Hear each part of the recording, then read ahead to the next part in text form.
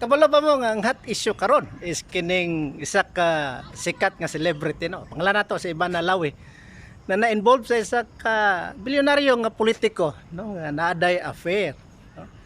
Ang basihan pag yun is ang complaint affidavit nga gi-execute sa asawa to because of I think it's an annulment case. Nag-file kini og bawsi. Pero tungod kay na iyang pangalan dito, so niboto sa media. Well, it's not new in that world of politics, showbiz and even business.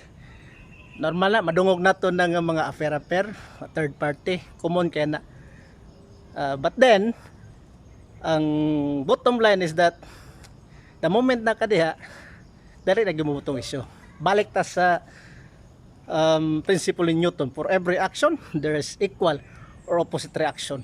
Kasi sikat man sila bisag na involved lang pangalan dito mubutong isyu. Whereas kung wa sila na ilhi, kung wail, wapoy labot. So bitag yun yung wata na ilhi. Kaya kung na yung mga ingana, di po kayo mabuto.